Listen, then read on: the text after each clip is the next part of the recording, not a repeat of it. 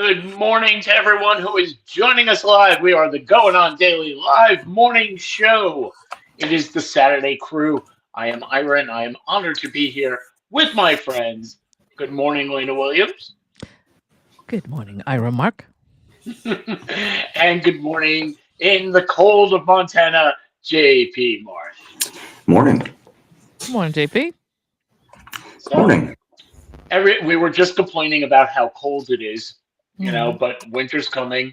There's nothing we can do about it. Just drink your coffee and we'll muddle through with it. Yeah. Let's get all the socials out of the way, please. If you're going to watch us live and you want to tell your friends, this is where we watch you live. You can go to YouTube. You can go to Rumble. You can go to Kick. And it's at Rhode Island Broadcasting. If you're on Twitch, it's Twitch at RI_broadcasting. If you just want to take us with you, don't have time to look at our pretty faces, but you want to hear all of our content, then audio only is for you. You go to Spotify, Red Circle, TuneIn, or iHeartRadio at RI Broadcasting. At Twitter or X, whatever you want to call it, it's at Broadcasting RI. Follow us on our socials. We're on TikTok. We're on MeWe. We're on Blue Sky. We're on Parler. We're on LinkedIn. It's at Rhode Island Broadcasting. The show, Going On Daily Morning Show, we have our own Facebook page. You want to visit us there, and it's at Going On Daily Morning Show. We also have a Patreon, and at Patreon, you can buy some merch. See our lovely little logo right there. It looks great on a mug, on a pen, on a magnet. You can support the show. It's awesome. You go to Patreon at RI Broadcasting. And here we go. Finally, the kicker. The whole network has a website where you can find all this information. It's RhodeIslandBroadcasting.net. You can check out all the shows that are on the Rhode Island Broadcasting Network. I have another show. Lena, I understand you're going to be bringing another show. I am. I cannot give you the title. We're still working that out because I'm still working with a new partner. On it. So yes, that's coming up and everything, the website and all that. So I would say follow. I guess follow my. I guess follow my Facebook because that's probably the best place to find it. But I think they're gonna probably run it here. I'm gonna probably have Rhode Island Broadcasting put it here too. So you'll just awesome. Stay with this and you'll find it. There are other shows and you want to check those out. And also on that page, there is a Hall of Fame vote right now. The question is, which actor should be in the Going On Daily Hall of Fame? And you can see on the bottom right there, we have our choices: Philip Seymour Hoffman, Tom Hanks, Robin Williams, Sean Penn, or Gene Hackman. So place your vote. At the end of the month, we'll find out who should be going into our Hall of Fame. Guys, I'm going to start the show with, did you know we all lost something this week? What's that? I don't even know if you're aware of it. But as of a couple of days ago, there will be no more pennies made at the U.S. Mint. There are no more pennies. Yep. Does everybody have like a jar of coins or something? Yeah, there's supposed to be. I don't know the whole detail, but there's supposed to be a place you can go and give them to somebody if you still have them. But yeah. Oh, I didn't even know about that. Yeah, I forget. It's probably within each person's state, and they're gonna make some announcement that they're gonna collect the rest of the pennies from everybody who's got these big jars sitting in their house that they've had for years. But yeah, it's kind of about time because it could cost more to make them than it does to. It costs 3.7 cents to make a penny, so they got rid of it. But did you know that it costs 13 cents to make a nickel? Yeah, that's the next one. I think they're working on getting rid of, which is fair. Which is kind eventually. It's kind of scary though, because it's just pushing us more and more away from to a cashless society. No, it's true. It's true. Well, hopefully we can keep some of the cash. Let's keep some of it and just get rid of the small. Yeah, but if they keep saying that it costs more to make it than it's worth, then they'll just get rid of it all, and then there's no more lawnmower boys. There's no more grandma's giving you $20 in a birthday card. Everything's taxed, everything's tracked because it's all going to be digital. And that's a scary thing to think about because, I live in rural America where cash still is king. I mean, right. Really?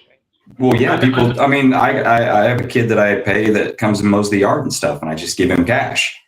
And if they start tracking everything, then I have to start claiming all of these things and doing all this stuff on my taxes. Same as like PayPal. If you pay somebody, whatever they were saying, I don't know if it's gone into effect or when it goes into effect, but if you send more than like $300 or $500 in once or $600 or something like that, the person that receives it has to claim it on their taxes. Yeah, I couldn't tell you that firsthand.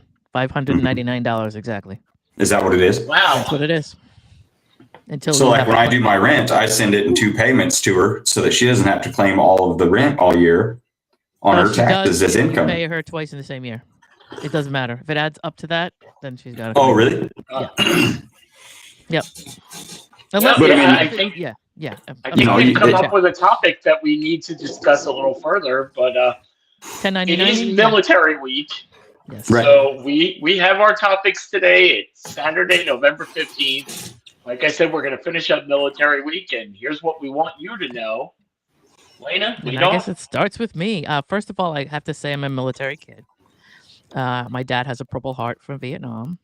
He did. I'm sorry. He's no longer with us, and neither is my mother. My mother was also a naval wave out of Quonset Point, and I am a kid that was born on an actual Navy hospital. So wow. There you go.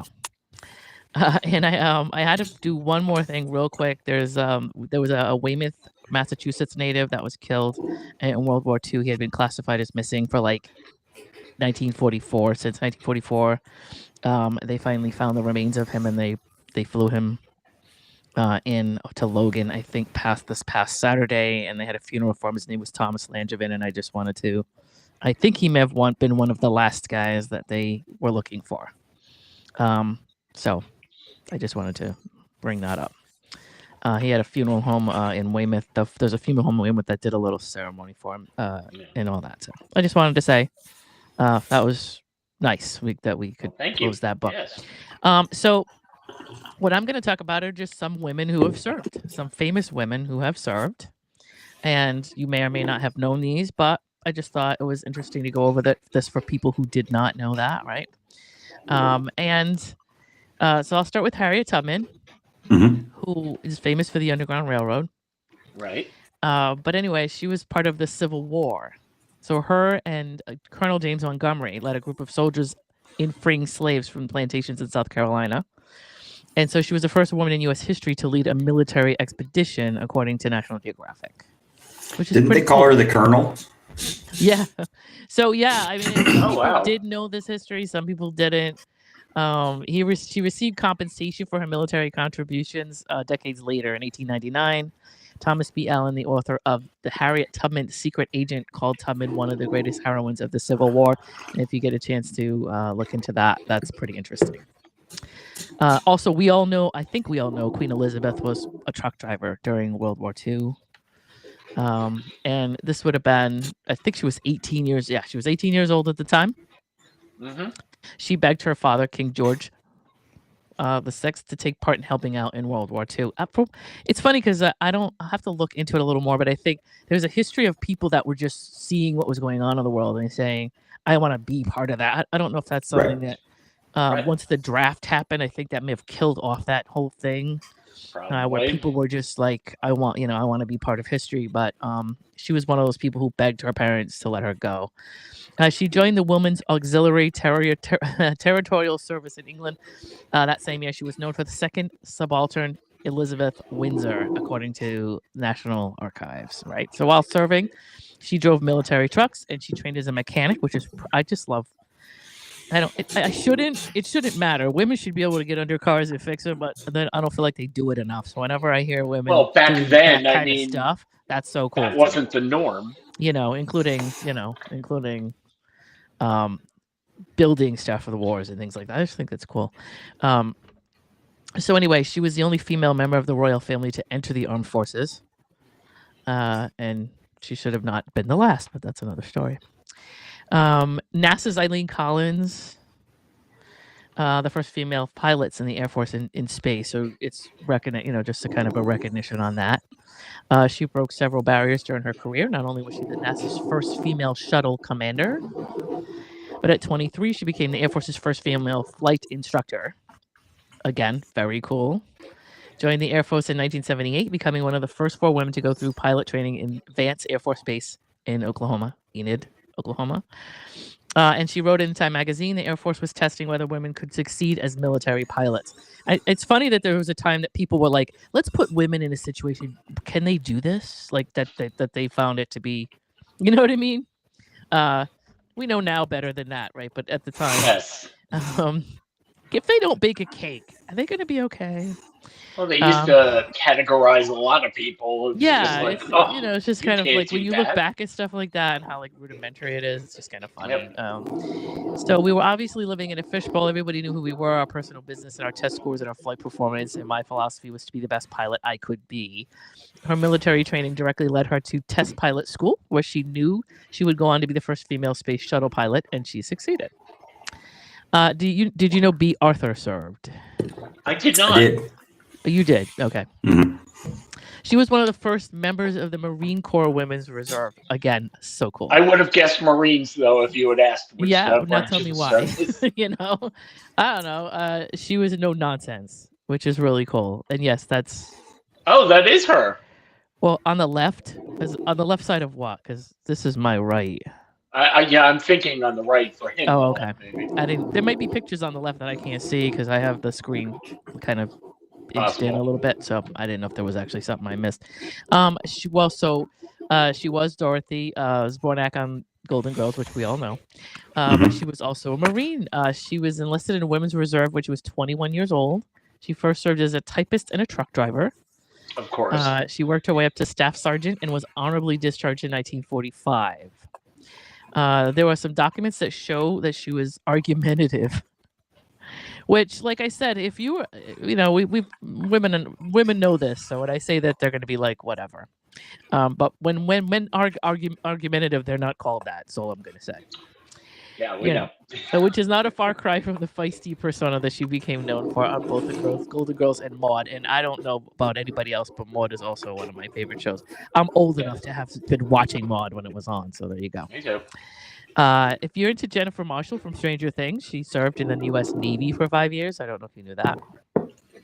And I don't know if you watch Stranger Things. We may all be, I actually have not seen it. And I know a little bit about Jennifer Marshall, but not enough to be an expert. She scored the role of Susan Hargrove on Netflix's Stranger Things, but she served in the United States Navy from 17 to 22. That's a good chunk. According to Marshall's website, during her service, she was a forklift operator. So cool. Aircraft handler and logistics specialist. She also worked from the USS Theodore Roosevelt's Sexual Assault Victim Intervention Program. Wow. Which is needed for certain situations. Marshall was awarded many honors and medals for her time in the Navy. Now, in addition to acting, she works with pinups for vets. I'm so interested in anybody who works with veterans at all for anything. So that's so cool. A nonprofit organization that aids hospitalized veterans and deployed troops. So then there's this is a Business Insider article, by the way, and I'm just kind of going over it. So let me give them credit. Food Network star Sunny Anderson, if somebody's interested in the Food Network and watches it at all, she was in the Air Force. Nice. She hosts the Kitchen and Cooking for Real and Homemade in America. Grew up around the military because of her parents. As an adult, she enlisted in the U.S. Air Force as a radio broadcaster and a journalist, working in Seoul, South Korea, and in San Antonio. So she said, I knew there were radio stations, television stations, newspapers, and magazines for the military, by the military, and I wanted to be a part of that, which is actually a very cool little network of its own. And that was in 2013 that she told someone at ABC News. She also wanted to train in something that would be useful when she left the military, which is fair. My transition from the Air Force started before I even got in the Air Force. And then we've got Robin Quivers, and she's one of my favorite people, Robin. There you go. She was a captain in the Air Force. And everybody knows Robin Quivers from the Howard Stern show, or you should, if you don't. She's been she's been with them over 30 years. But anyway, she was a captain in the U.S. Air Force. She got her degree in nursing from the University of Maryland and put it to use by joining the military as a second lieutenant after college. Quickly climbed the ranks, and when she was discharged in 1978, her official title was captain. So she served as a reserve in the Air Force until 1990. For her per records, after which she fully pivoted into radio. But Howard Stern hired her for his show in 1981. I can't believe it's been that long. I just can't. Though she was inactive, she was still technically serving while she was on the air when you think about it, right? So that's kind of cool. Right. Zule Hanao. Now, do you know who that is? I don't. Do you know anything about Army Wives? I never watched it. reality You're talking show. about the show? Yeah. She served in the U.S. Army for 3 years. And I'm not the biggest reality show person, but I know a lot of people who watch stuff like Army Wives and things like that. So anyway, she appeared on Army Wives, but she herself served in the U.S. Army before becoming an actor. And she enlisted after completing high school after 3 years of serving. She went on to enroll at the New York Conservatory for Dramatic Arts. She previously spoke to the paparazzi about her time in the military. She said she wouldn't be doing what she was doing and she wouldn't have the perspective she had of the world if it wasn't for the Army, which is true, you know. Olympic bobsledder, Shauna Roebuck. I know the name. She was in the 2006 Winter Olympics in Okay. Italy. She won a silver medal. She joined the Utah Army National Guard. And was just part of the National Guard Outstanding Athlete Program. I don't know, unless some people, I mean, it's true that a lot of people maybe don't pay attention to the lesser medals, and I'm not sure if that's true in her case, so maybe not everybody knows her. But anyway, she was in the National Guard, part of the National Guard Outstanding Athlete Program, and then we're moving on. Olympian Amber English competed while she was still in the military. She won gold in women's skeet shooting in 2020. And she was at the Olympics in Tokyo, right? At her first Olympics, Lieutenant Amber English took gold with an Olympic record score of 56. Technically not yet a veteran, she is a logistics officer and member of the Army Marksmanship Units. Very cool. And She's a ringer. Huh? She's a ringer. Right. I mean, she shoots exactly. professionally. That makes sense. It makes sense. But after her win, Lloyd Austin congratulated her. Defense Secretary Lloyd Austin congratulated her on Twitter, now known as X or whatever you want to call it. Your country is extremely proud of you today, and I'm so glad you're representing us, he wrote. She joins an illustrious list of medal winners, both male and female, with military backgrounds. Gal Gadot. Mm-hmm. Yes. Everybody might know her. She played Wonder Woman. She served in the Israel Defense Forces for 2 years, which I did not know. Israel, they all do. It's their civic duty. Right. 2 years. They don't join the military. I don't think they all have the civic duty of, you know, because the same guy, one of the guys that's on The Boys, he was same kind of situation because he was in the Israeli, the one that plays Frenchie. And that's how I learned that some countries, it's your civic duty. Everybody serves. Yeah, they just have that in South Korea? I think South Korea, where they had all the members of BTS, and because I listened to all the pop culture stuff, and all of them had to join. There are certain countries. I will say that I did know that some countries did that for their males, but I didn't know females were automatically. And by the way, it wouldn't be a bad thing to have that in this country. No, I agree. I mean, it just to do something because it forces you into a situation where you get out of your element, which people need to do. College, whatever it is, you go away, retreats, things like that, where you leave your neighborhood and you go somewhere where you deal with diverse individuals and learn about people from other places is a good place. It's a good whatever. So I think it'd be a better solution for the U.S. prison system. To get the option to do that. Yeah. Yep. I mean, that I agree with that. That there would be twofold on that, right? But anyway, we go down the road with that. But but like I said, I just wasn't sure. I didn't know that women would have been drafted, and like I said, specific countries I guess do that, but I thought that they definitely did it with males, but I didn't know as much about females. So anyway, so it says she served her mandatory 2 years in the IDF. During her assignment, she worked as a physical fitness specialist, which is cool, teaching gymnastics and calisthenics to soldiers. She pro-Palestine groups have criticized her service as well as her support of the military and causing, we're getting into a bunch of stuff that we know is going on right now. I think much of it comes from ignorance of people not understanding what most people do in the army in Israel, or what I did in the army during my service in the military. I'm sure you would, Ron. Whoever that's Ron, isn't it? I can't see who's saying what. I can only see comments. That's Ron. But she told the Jakarta Post that she doesn't think anybody really understands the whole, the context of it. Being an Israeli and going to the army is an integral thing. It's something you have to do. It's mandatory, which we just discussed. Ruth Westheimer. I'm not too surprised by this. I knew that. Yeah. I knew a little bit about. I didn't know anything about the details. I just kind of knew, but I'm not, of course, surprised. I think she was a Holocaust survivor. She's been around for a long time, right? So she's trained as a sniper, which that's the part I didn't know. Wow. Which is pretty cool, right? Yeah. So after World War II, she moved as a teenager to what would have been or would become Israel. And during her time there, she trained as a sniper due to her small size, it makes sense. It's amazing. So she told the New Yorker in 2013, I have no idea what the experience would be if I had to show it, but I was a very good sniper. And it is true. Like, how would you, I guess, how would you prove something like that other than whatever your certifications are or your medals or your certificates? So, but anyway, these are 12 women who served in the military, and you may or may not have known about them, but I thought that was a pretty cool little article. There are hundreds of thousands of women that are famous in different ways that have served. That's just 12 that I thought would be interesting. So, yeah. Oh, Betty White also.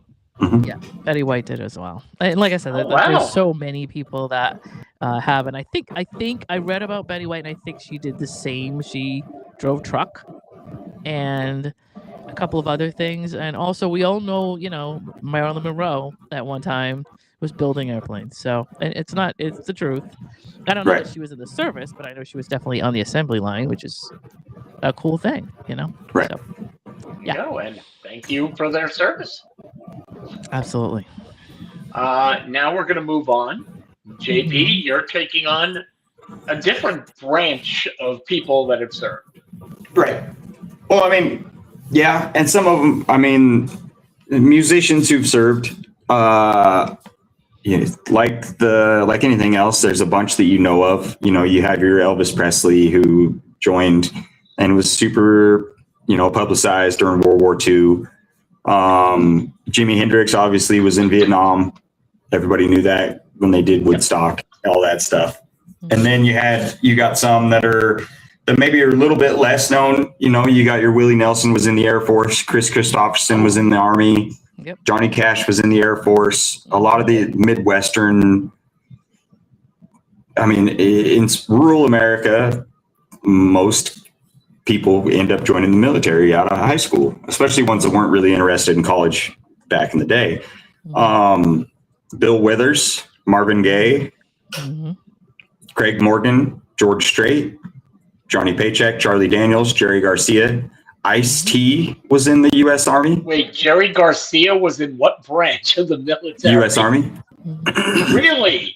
I would have loved to have seen that. I know. He probably Ice-T, MC Hammer. Anything like he wouldn't have looked anything like he did later. Yeah. Wait, MC Hammer was in the Army? Was in the Navy. Which makes a lot of sense because the Boneyard was in Oakland for the naval fleet. So, he was probably a Navy housing kid, to be honest. Shaggy was in the U.S. Marines. Maynard James Keenan from Tool was in the U.S. Army. B.B. King was in the Army. John Prine. Fred Durst was in the Navy. God, I'm surprised. George Jones was in the Marines. Yeah. Gene Simmons from KISS was in the Israeli Defense Forces. Yes. Yep. Jerry Reed. John Denver was in the U.S. Air Force family, served in Air Force ROTC, partial service. Didn't know that. James Blunt was in the British Army. Oh, The Big Ron. Bopper was in the U.S. Army. I'm gonna say yes, actually, Ron. I do believe. I don't know that it was. Well, there was on an Army purpose. guy, wasn't there? Yeah, I do know that some of those guys served. I just don't know where. But Okay. But some of them were surprising. Some of them are, a lot. There's quite a few country singers that were in the army, armed forces of some sort. I guess Fred Durst, Shaggy, Ice-T. Some of those were the more surprising ones to me. And then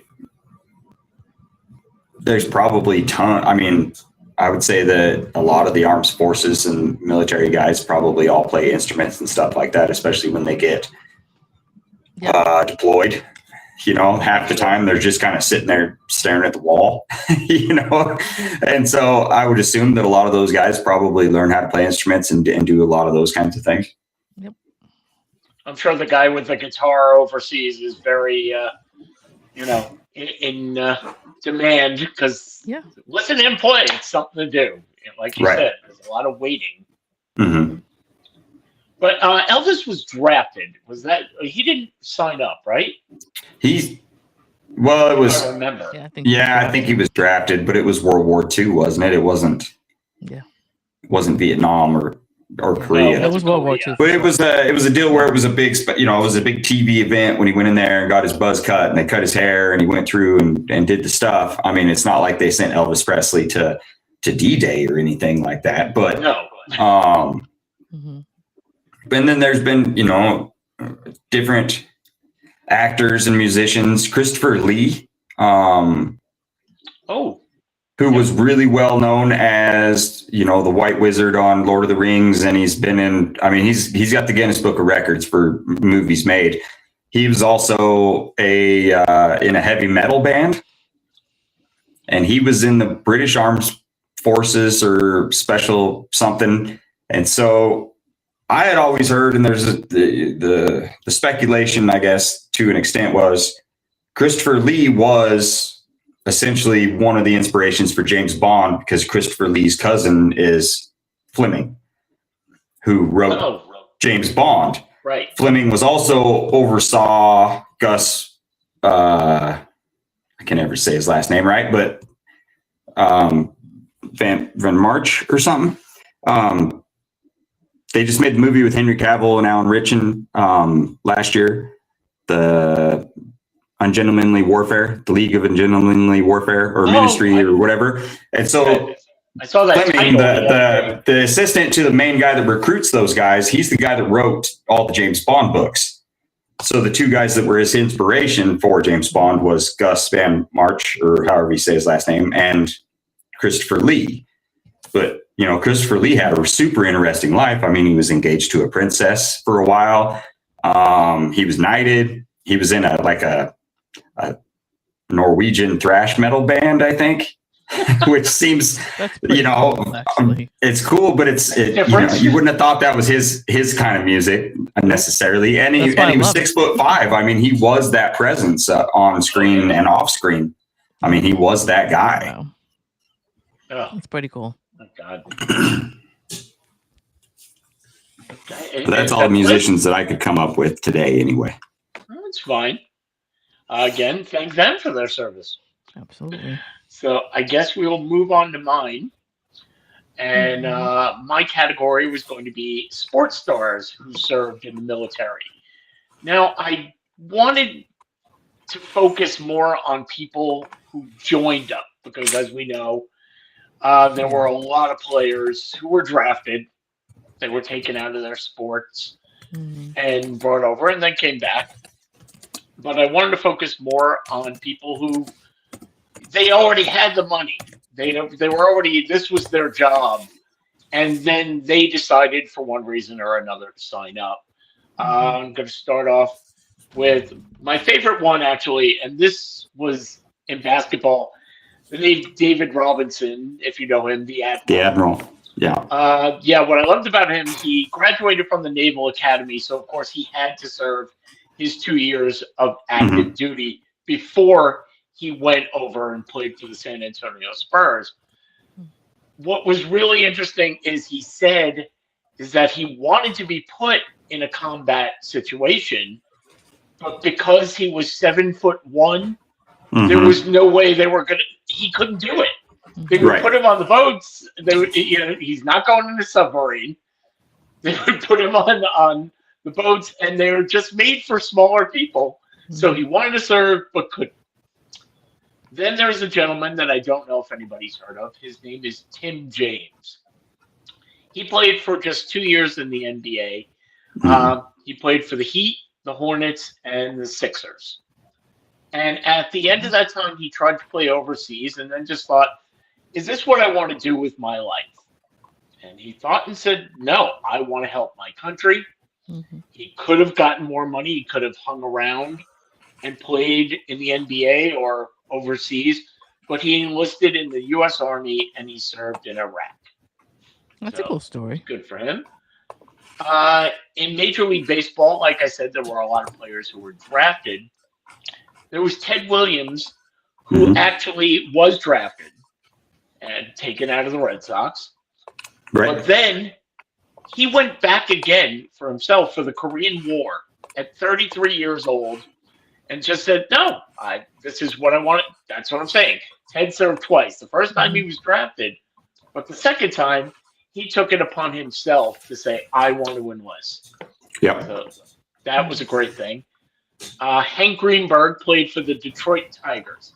At 29, he had already been playing baseball for like 7 years. And in 1941, before Pearl Harbor, he decided, I want to help my country, and enlisted for 4 years of combat. When again, he was playing for the Detroit Tigers. Right. He didn't have to do it, wasn't drafted, but he decided that was the right thing to do. And then I have Bob Feller from the Cleveland Indians. At 33, he volunteered for the Navy the day after Pearl Harbor. He just immediately enlisted and served 4 years in combat. And again, he had a job, didn't have to do it, wasn't drafted, went in to do that. Let's see. I know I thought I had another sport. Okay. Then we're moving on to football, where Roger Staubach, who was quarterback for the Dallas Cowboys, again, he graduated the Naval Academy, so it is expected that he was going to serve his 2 years. But while they offered him, because they knew he was going to be playing pro football, they offered him the office jobs. He volunteered to go to combat. He served 4 years of active duty when he was only required to do 2. Again, these people, I have Alexandra Villanueva from the Pittsburgh Steelers. 22, graduated from West Point and played for the Steelers. But before he did that, he became a U.S. Army Ranger and served 3 tours of duty in Afghanistan before he decided to play for the Steelers. So you have this job waiting for you. You're only required to do 2 years, but he felt it in his heart that he wanted to help. 3 tours. You can't say enough about him. Very cool. Then again, there's Rocky Bleier, Pittsburgh Steelers. He played 1 year in the NFL and said, nope, I need to go help my country. What happened to him, he was wounded in combat. There was a grenade that went off near him. He was told he would never play football again. So he played 1 year, went to the military, got wounded, worked his ass off, and played 6 more seasons for the Pittsburgh Steelers.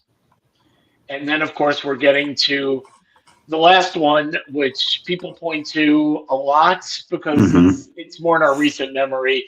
I think JP already knows where I'm going. And there we go. Ron knows. And that is Pat Tillman. Played for the Arizona Cardinals. Played 2 years in the NFL. Was a starter. had his money ready and decided at 24 years old, this is not for me anymore. Became a U.S. Army Ranger, was deployed in Afghanistan, and unfortunately was killed at age 27. And people in the NFL still honor him. Right. For well, he was a bit different because it was the wave. I mean, I knew tons of people that I worked with and was, when September 11th happened and then everybody just enlisted. I mean, I couldn't go or enlist, but I think like a third of the people that worked where I worked enlisted, within the 6 months after September 11th or within a couple of years, and had military careers and stuff like that. His was a deal because he was on a rookie contract, but he was going to be one of the best linebacker safeties that in the game. Tillman was. I mean, he didn't need to. He didn't but he chose to, and then ultimately ended up, being killed in action. And so it wasn't a draft kind of deal. I mean, it was just a, more of an inspiration of service kind of deal than what you typically get from athletes and actors and musicians and stuff like that of, it's everybody else's problem to try to take care of this issue. He was proactively stepped up and did what every normal American would do. You know what I mean? He's not preaching to go be of service and go do this. I'm going to start a nonprofit, but you go risk your life, or, I'm going to drive a Prius. Now you need to quit heating up your home, that kind of stuff. It wasn't necessarily as much social signaling as it was. He just put his head down and did it. Absolutely. Oh, sorry. By the way, since I want to thank my father, who also served in the Korean War. He was in the Army. He was a radio man, and he's not with us anymore, but I want to thank him for his service. There are so many people in the entertainment industry who, like you said, you didn't know when both of you were reading off your list. I went, wow, I didn't know that. I didn't know this. I didn't know that one. Some of them, the World War II era guys, especially in baseball, because, football wasn't really around yet. Some of the other sports hadn't really came around. But, Yogi Berra stormed Normandy on D-Day. Yep. And, he still ended up with 9 World Series rings. Like Ron had said, imagine Ted Williams' stats if he wouldn't have missed 7 years in his prime. True. Joe DiMaggio served. They were drafted, yeah. They were drafted, served. But it wasn't like an Elvis kind of situation where they went to an Army base in Kansas and hung out, and that was, it was all PR kind of deals. These guys were, Ted Williams was a fighter pilot who crashed. He almost lost his life in action. But it was the same kind of deal, World War II. And September 11th were the same kind of deal because there was a spark that ignited the willingness to serve that is typically fairly dormant in the U.S. You had all these people come out of the woodworks in both. And my great grandpa was in Pearl Harbor when it got bombed. Supposedly, the only thing he never talked about it, and we didn't know. And it was one of those things I learned or pieced together long after he'd passed away, but my whole childhood, he had a hula dancer on his forearm tattooed. And when we were young, he could make her dance. And that's all we really ever remember. But, it makes a lot of sense now when you find out that he was in Pearl Harbor. Absolutely. Oh, we do look back on all those times when there are major events. And that's sometimes what awakens spirit to go to enlist. So there is a list, like we said, we've gone over people who, thank God, have done this before. Yep. You know what? I'm sitting here and I'm going, we have never burned through 3 topics before. Well, it was very important that we got it in today. It was important that we got it in. We did it. Should we celebrate? This is a kind of a big thing. And with 3 of us. Right. Yes. give ourselves a hand for that. Perhaps there's an alternate universe going on here. Ooh. I don't know. Well, it does work out because I did have a hard out today. Mhm. So, Right. does anybody have another topic to discuss? Not really. I mean, I got everything I had to say in. I actually thought I was going to be over from the extra stuff I threw in. So, Yeah. I mean, I did put aside some stuff about Rhode Island, but nobody really cares about that. I mean, that's not necessarily like it's a small state, so it's not really anything interesting for everybody else. But Oh, see, now That's I a see what's thing. going to go over. And it's going to be interesting because it's military week and we're finishing up. right, And it is important to get the information out there and people should Mhm. know. We came up short this episode. well, we actually did a Next whole lot week- though this week. So That's true. Everybody we're does. trailing 7 days of this. That's true. We're always at the end. Mhm. Next week is TV week. And what I think is interesting is I guarantee we're going over.